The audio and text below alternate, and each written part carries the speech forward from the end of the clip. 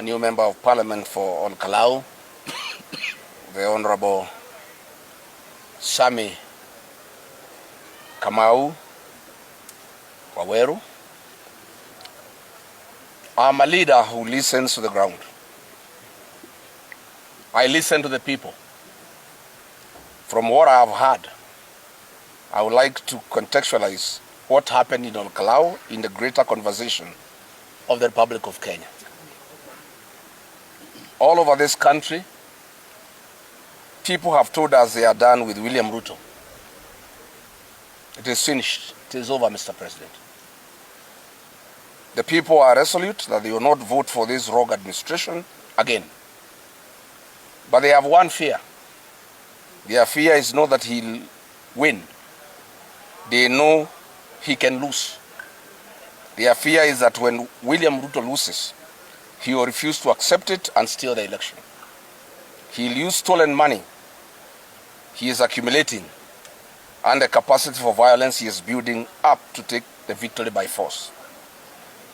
As we went to this by-election, the people of Olkalou were keenly aware that this was more than a member of parliament. It was a dress rehearsal for 2027. William Ruto was going to pilot his strategy to steal the general election. He wanted to test his capacity to steal the general election. It was hence incumbent upon us also to have our pilot on our strategy and capacity to counter his designs, which we now have established. Even if he changes a single dot, we have the web.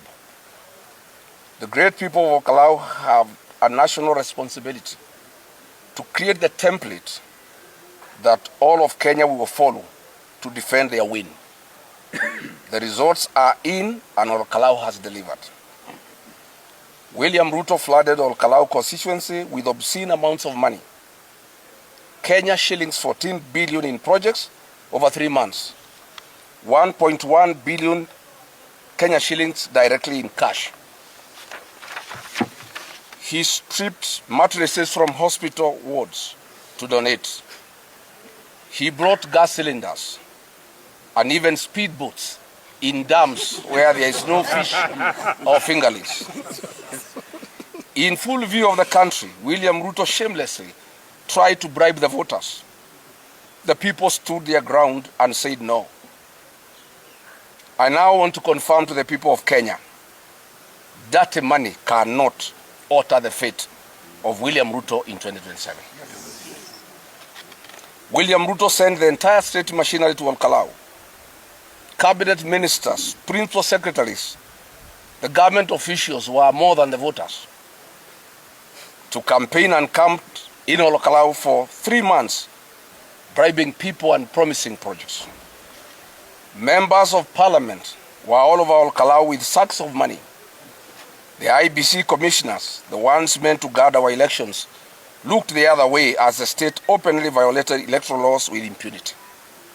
In full view of the country, William Ruto misused state resources to project power and manipulate the people of Olkalou.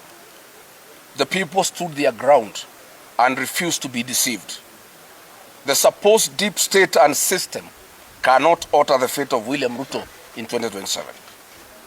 William Ruto brought violence and intimidation to Olkalou. He flooded one constituency with 2,000 police officers. He brought the infamous Sierra Squad to Olkalou, the one of the Wetima ECK church attack. In full view of the country, William Ruto had masked men hooded with guns, intimidating voters and trying to seize polling stations in an attempt to disrupt counting and steal the election by force. A government waged war on its own citizens, attacking innocent women, old men and young people, queuing peacefully to exercise their democratic right. And they were attacked by police thugs in hoods. I want to confirm to the people of Kenya that violence and intimidation cannot alter the fate of William Ruto in 2027.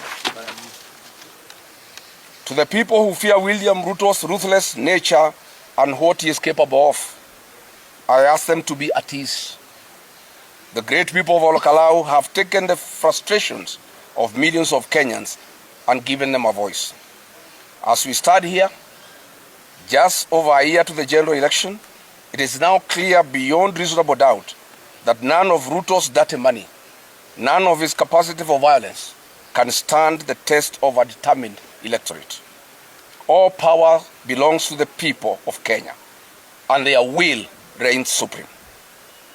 William Ruto, you have turned Kenya into heaven for wanton theft to raise funds to buy your re-election. You have turned our country into a playground for goons and death squads to intimidate Kenyans into compliance for your election. Through Olkalou, the people of Kenya have given you their reply. Here, but no further.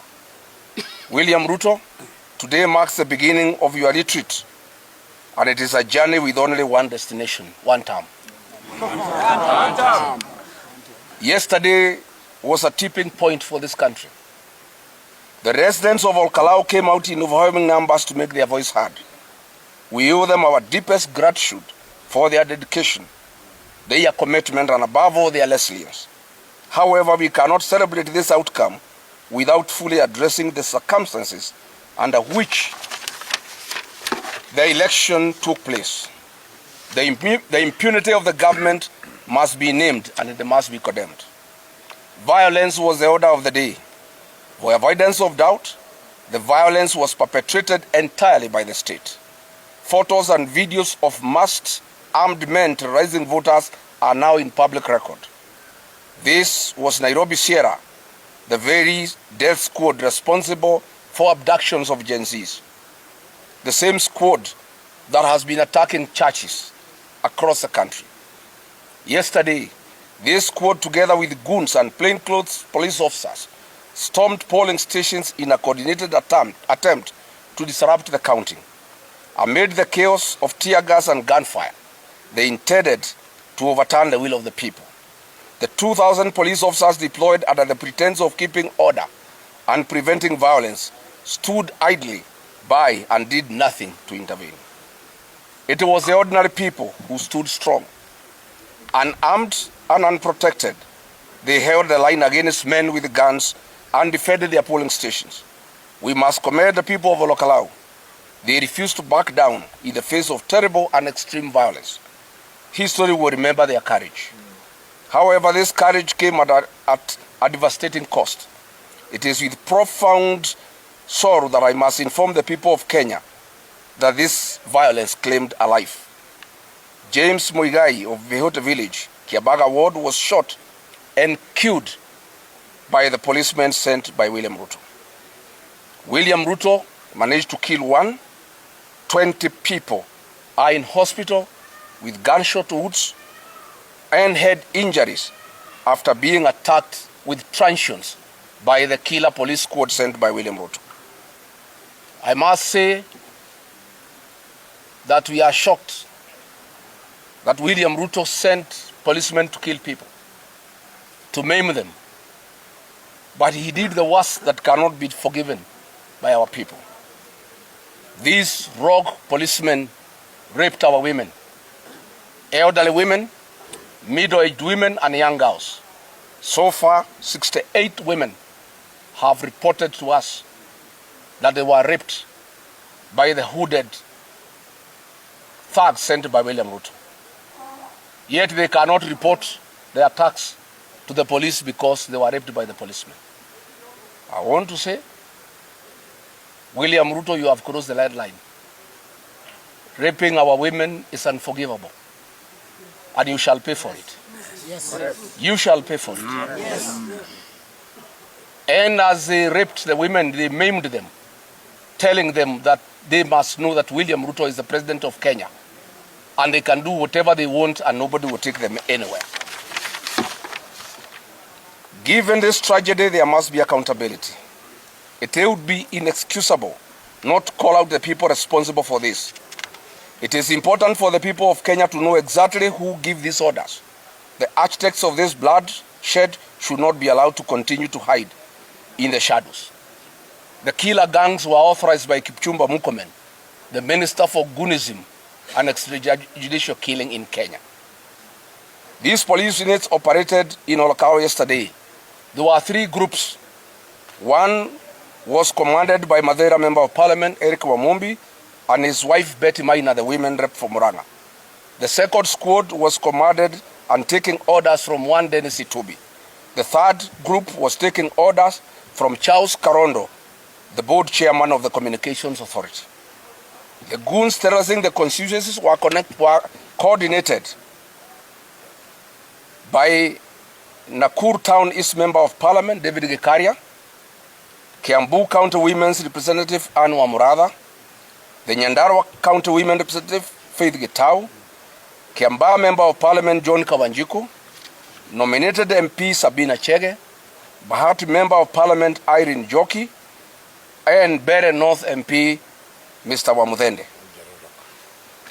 The financing of all the violence that took place in Olkalou was coordinated by Kimani Ichung'wa, who was collecting money from William Ruto and giving the money to the teams on the ground.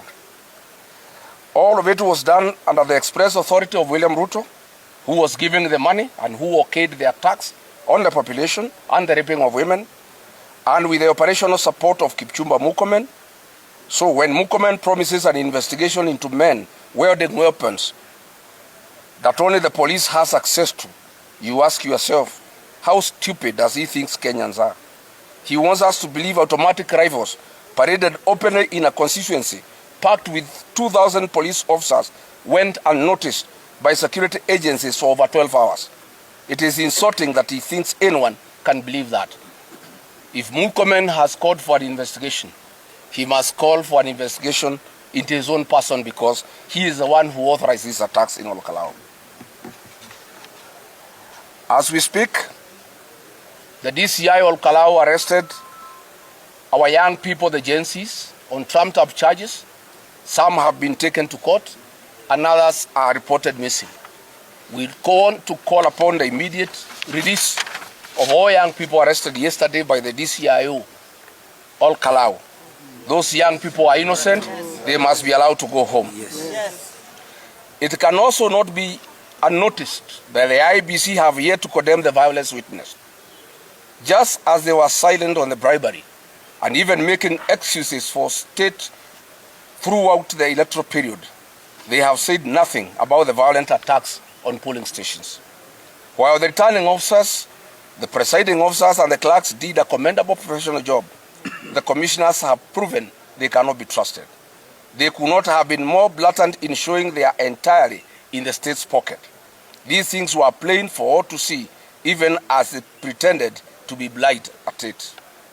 In light of the open brutality witnessed yesterday and the complicity of IBC commissioners, we must confront the uncomfortable reality that 2027 will be a violent election and could give room to anarchy and civil unrest. Thankfully, the people of Olkalou have given the template for what must be done. When the people stand resolute, the state cannot change the result. Violence from police and goons cannot change the result. A compromised IBC cannot change the result. However far this administration is willing to go, however dark its schemes, Olkalou has proven one thing beyond doubt. They cannot overpower all of us, and they cannot overturn the will of the people. Now, we must now chart the way forward to the next election. I want to admit and acknowledge that I, Rigathi Gachagua, and the people of Mount Kenya are to a huge extent responsible for the mess we are in as a country. We handed this administration nearly half the votes that brought it into power. Our fellow Kenyans, we are sorry. We are keenly aware that we made a fatal mistake, and we are all living with its consequences. That being said, we are committed and working hard to correct that situation. William Ruto came to power with 7.1 million votes across the country. Mount Kenya is working hard to mobilize and deliver at least 7.1 million votes in 2027 on our own, so that we can wash away the sin we imposed on the Republic in its entirety. We are calling to the rest of the country to join us and add to that number to ensure a victory so overwhelming and definitive that it will serve as a message to every future administration. A reminder that ultimately leaders serve at the will of the people of Kenya. As a party, DCP is gearing up for the days to come. History has shown us that Mount Kenya's political direction is determined in a by-election preceding the general election. TNA came into power in 2012 in the Kagema by-election. UDA became the party of choice in 2021 after by-elections in Rurii and Kiambaa by-election. DCP has now delivered its firstborn member of parliament in Olkalou, and DCP today is a party of choice in the mountain. DCP is 1 year old with one member of parliament of Olkalou, one MCA in Narok Town Ward, Narok County, one MCA in Kisa East, Kakamega County, and Kariobangi Ward in Nairobi County. We are a national party and it is our intention to field candidates in all 47 counties for gubernatorial, senatorial, National Assembly and County Assembly seats. In accordance with our strategic plan, we have set up a necessary machinery and blueprints to secure a minimum of 20 governors, a minimum of 20 senators, a minimum of 145 members of the National Assembly, and a minimum of 720 members of the County Assembly across the country. To any aspirant considering DCP, come forward today. We give you our word that our nominations will be free, fair, and credible.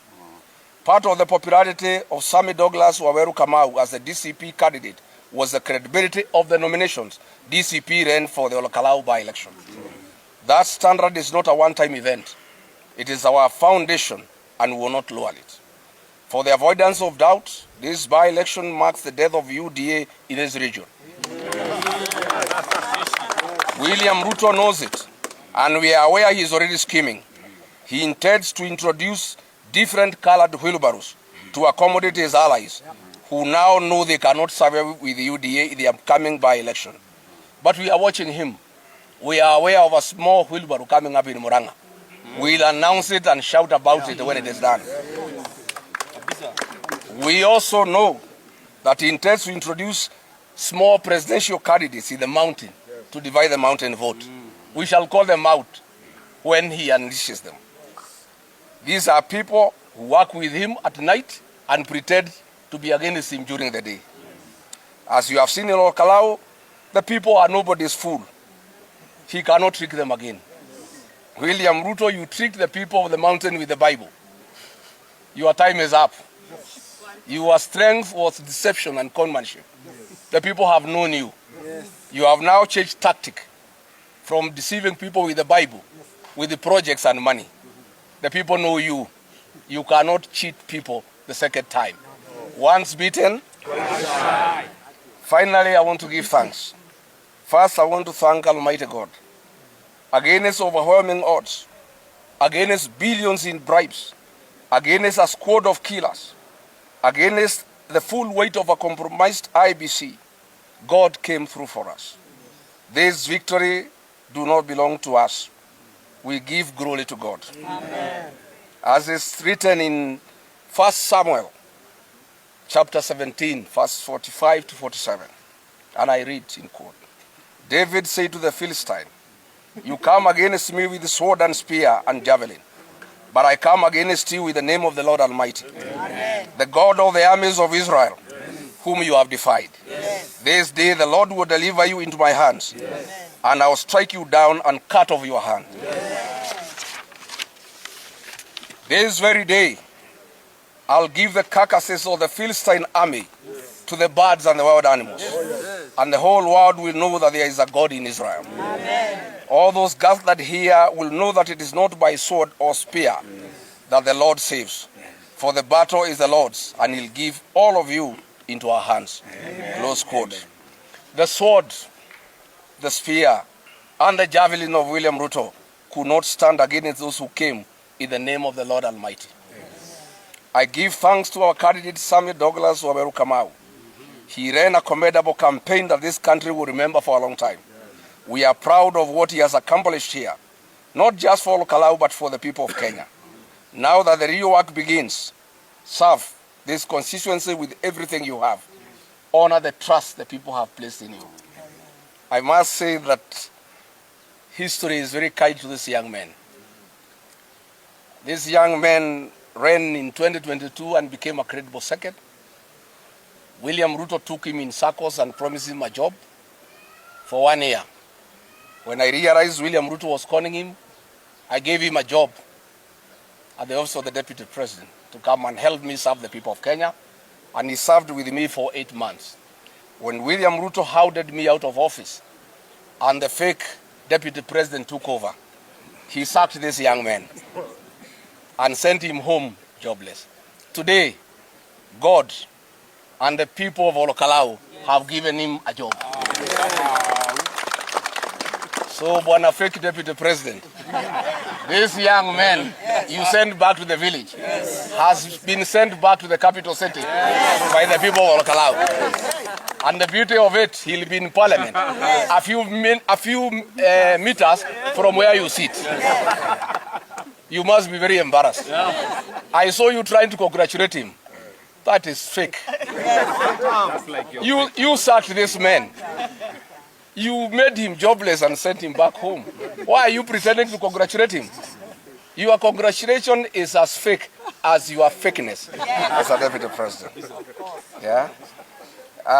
To Samuel Muchina, you considered with grace and we appreciate it.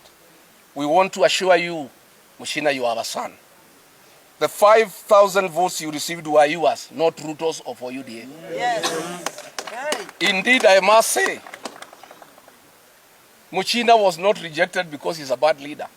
It was associating with William Ruto. That is why in his polling station, he could only get 44 votes. People who know him, people who love him, people who would have wanted to vote for him, but by associating with William Ruto, he could only get 44 votes. He could not even put the image of William Ruto on his poster. All the people who are campaigning for Muchina, nobody could mention William Ruto. So, Muchina, please listen to the people.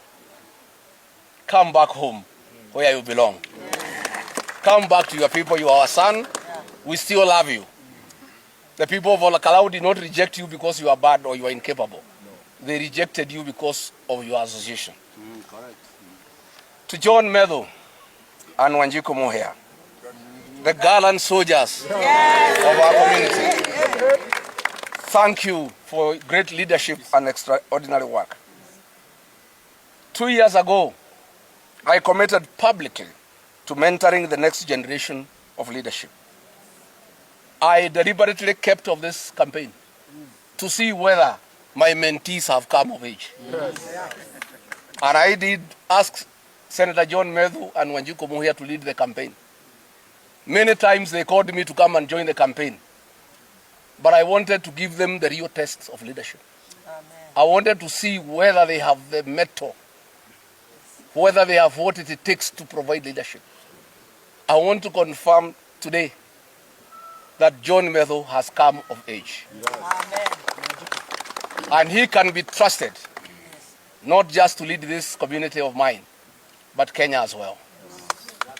I want to confirm that Wanjiku Muhea is now a coveted daughter of the mountain. Yes. She is a gracious daughter and we take care of her. Yes. She gave motherly guidance to the campaign. Amen. She was harassed by police. She was harassed by DCI. She was harassed by IBC, but she stood strong. Amen. Honorable Wanjiku Muhea, our daughter of the mountain, we are very happy with you. I want to say, finally,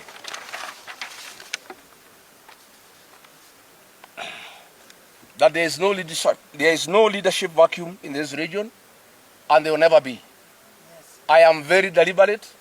I have a team of young leaders in every county, our 11 counties, that are mentoring. The 2 in this county have delivered. The others will deliver. Yes. I want our people to know that I'm one leader who must mentor young leaders and have a succession plan for our community. Never again shall this community find itself in the awkward position we found ourselves in 2022 with no leader who has been mentored. I'm going to mentor many great leaders, prepare them for leadership, so that at any one time, the community is aware on the succession matrix in our leadership structure. To every leader, our senators, our members of parliament, I have no words to say thank you. You took your time and your money to come here and campaign for our candidate. I want to say thank you. For the DCP aspirants who became adopters of our polling stations, yes. You camped here for 3 weeks. Yes. You withstood bullets and tear gas, and you stood with our party. Amen. I want to say thank you. I want to say thank you. To our chairperson of the eminent persons, the Honorable Minor Commander, thank you, Mzee, for your guidance. Very good. Many a time when these young leaders were developing cold feet, you encouraged them. Many times they were losing their temper, you calmed them. And you guided them that when you are winning, you don't respond to provocation. Yes. To our MCAs, thank you. You are a great team. Amen. To the people of Olkalou, you have made this country proud. You came out in overwhelming numbers despite the chaos. In fact, there was 57% voter turnout. Had William Ruto not brought violence, the voter turnout would have been 75%. The people of Olkalou wanted to come out and vote. I want to say thank you that despite the chaos, despite the bullets, despite men in masks trying to take your votes by force, our young men shielded polling stations at gunpoint. Women stood eye to eye with goons and police and did not blink. I want to commend our young people for the role you played yesterday to take care of your parents and the age mates of your parents, to protect your mothers, to protect the old. That is your role in our society. Amen. I am very proud of you. Your resolve was so absolute that armed police officers were made to submit to searches. They had no choice but to comply. Yes. You stopped police vehicles and searched them. Yes. At one police station, you disarmed a police officer. Yes. And only gave back his gun after he identified himself. Yes. That is the spirit. Amen. The people of Olkalou, I must say, are the true remnants and the descendants of the Mau Mau. Yes. And I want to say, after what happened yesterday, Nyandarua County, the land of the late J.M. Karaoke, the county that hosts Aberdare Forest, where Field Marshal Dedan Kimathi led the freedom fighters to chase away the British. The true descendants are here. And I have discussed with the elders, and we have come to the conclusion that today, on behalf of the community, I declare Nyandarua County the headquarters of the Itugati movement. Well done, the people of Nyandarua. Well done.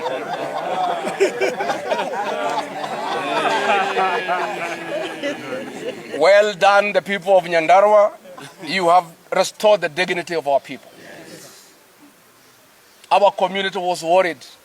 People are calling me from Peketoni, from Loitoktok, from Lodiani, from Bant Forest, from Kitale, from Kiambu, from Muranga, from Kirinyaga, from Nyeri, from Nairobi, from Laikipia, from Nakuru, from Embu, from Tharaka Nithi, from Meru, from Narok, urging me to plead with the people of Olkalou to use the opportunity given by God to restore the dignity and the pride of our community. Amen. William Ruto has persecuted our community. He has called us names. He has called us tribal, despite having elected him. He has sent us beans and rice to shame our people. He has sent mattresses. He has sent all manner of things just to shame our people. He has called us names. But the people of Olkalou have dignified our community. I want to say thank you to the people of Olkalou. What you have done when the history of our community is written and how its dignity was restored after an assault by William Ruto, the people of Olkalou will have a very big chapter in that history. Amen. To Kenyans everywhere, I thank you. From every corner of this country, you reached out. You encouraged us. You reminded us of what is at stake and stood with us through. Over 100,000 of you stayed glued to our resort stream until the final vote was concluded. This victory is not mine. It is not for the people of Olkalou. It belongs to the people of Kenya. Let me thank our Deputy Party Leader, Cleophas Malala, who kept Kenyans informed on what is going on through press conferences yesterday. I want to say thank you, Cleo. You are a wonderful deputy, and you stood in for me when I was monitoring what is happening in Wamunyoro. Let me finally say that, because it's important that I say, William Ruto has persecuted our community. He has abused us. He has sacked our sons in the police force and our daughters. He has sacked our sons and daughters in the armed forces. He has sacked our sons and daughters in KRA. He has sent KRA to impoverish our people. He has refused to pay our pending bills. He has demolished our houses in Nairobi. He has declared economic war against the mountain. He has sent Moses Kuria to unleash goons on the people of the mountain. He has declared war on the community. But yesterday he crossed the red line. He crossed the red line. He sent armed policemen to kill our people, killed one and injured 20. He sent armed people to rape our women. He sent armed people to humiliate our people. I want to tell William Ruto, these same people were given the same treatment by the British colonialists. They fought the white colonialists until he left Kenya. These same people you are harassing and intimidating were harassed and persecuted by Daniel Arap Moi for 24 years. And they fought back. I want to promise you, after what you did yesterday, declaring total war on this community, using police and goons, this community will fight you back. And it's a war you cannot win. Nobody has ever won a war against this community. I dare you to try. Finally, I have consulted with elders last night, and we have agreed that we have been very tolerant and submissive. Goons have been unleashed against us, and we have kept quiet. That will not happen again. We are going to mobilize our young people to protect the community from goons and police. Yes. We mobilize our young people to protect our churches, Yes. to protect our leaders, to protect our businesses, Yes. to protect our meetings. Goonism will not be allowed again in the mountain. Amen. The right to self-defense is provided in our constitution. And since the state has decided to fight the community using goons, the community will avail its capacity to defend itself. And what happened yesterday is a template that nobody will intimidate this community again. Whether police are having guns, they will be resisted. Goons sent from outside this region will be dealt with. Goons from within will be dealt with. And that has been agreed on. As we deal with William Ruto, the fate of William Ruto is the same fate that will befall the traitors of the community. Today, I want to announce that all the people who are here to cause violence, will be voted out in the next general election. Yes. I'm giving guidance to the people of Kikuyu constituency to wake up early next year to send Kimani Ichung'wa home. I'm giving guidance to the people of Kiambu to wake up early to send Anwar Muratha home. I am giving guidance to the people of Murang'a that Betty Minor should not attain 500 votes in the next year general election. I'm giving guidance to the people of Madeira, where I come from, and I'm a voter. Eric Wamumbi should not get 100 votes. I'm giving guidance to the people of Bahati that Irene Joki must be sent home. I am giving guidance to the people of Kiamba, that little young boy that I assisted to become a member of parliament, who have become a disgrace to the people of Kiamba and the people of Kiambu. John Kawanjiku must be sent home.